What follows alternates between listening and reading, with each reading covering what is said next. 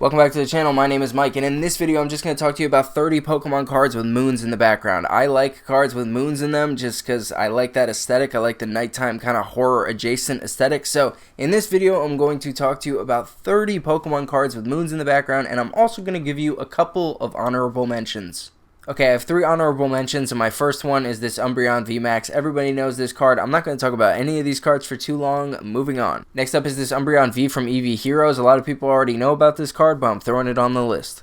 And the last honorable mention is this Umbreon from Terrastal Festival. Personally, I just feel like you can't see the moon that well in this one, so you can see it a little bit. It's kind of hidden from the clouds, but I don't know. Overall, as far as Umbreon cards go, this one isn't that great. Now we're getting into the 30 cards with moons in them, and it's not like these are better or anything. It's just more like 30 sounds better for the title of the video, so that's why I said 30 with some honorable mentions. But yeah, here's more cards with moons in them. Okay, first up I have this Umbreon card. I absolutely love this one. It's probably my favorite Umbreon card ever, I think.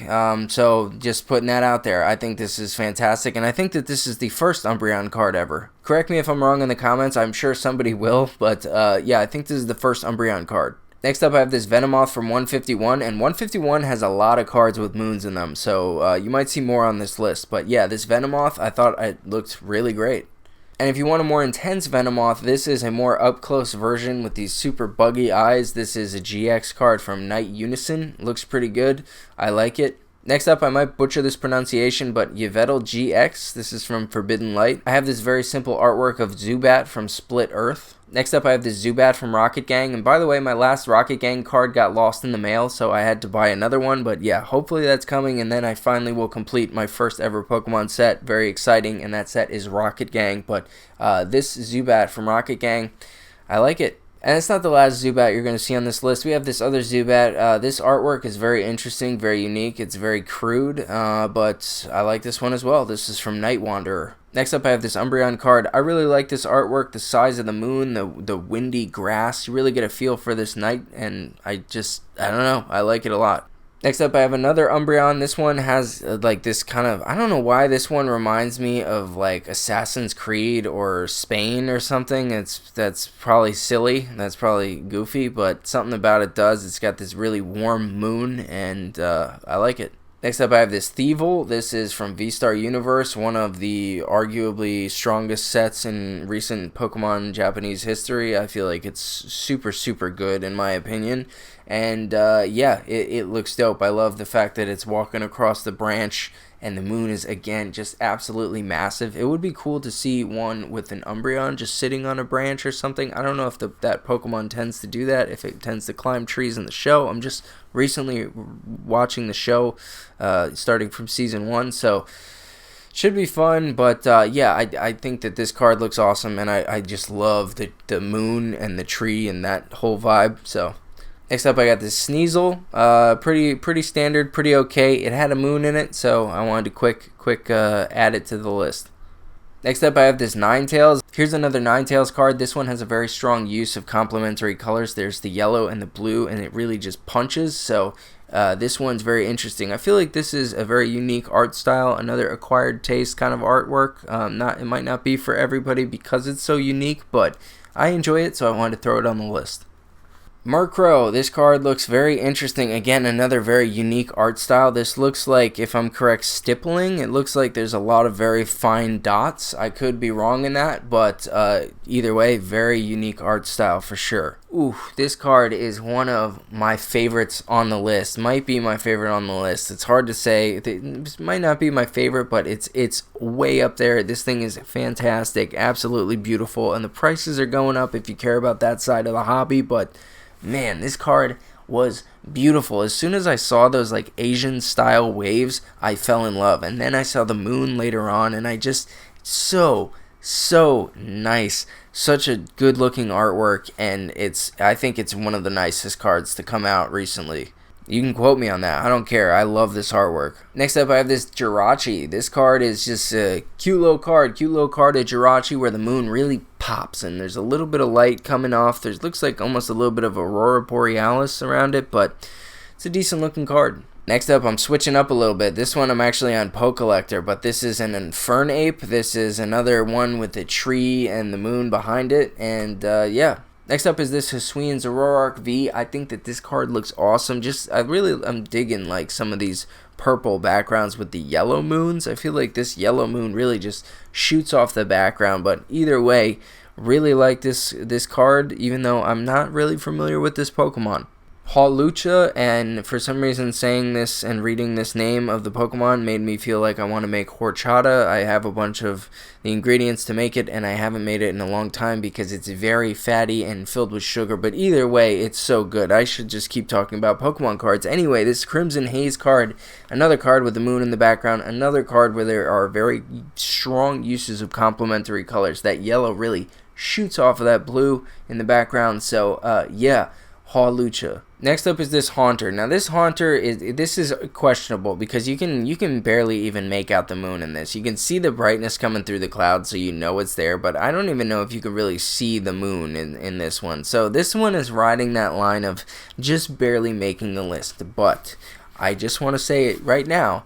Haunter is one of the most underrated Pokemon of all time. I love Haunter. I love Haunter so much, and he barely has any artwork of him. Why does he get such disrespect? I don't understand. Everybody loves Ghastly, everybody loves Gengar, but Haunter has that middle child syndrome where nobody cares about him. So you know what?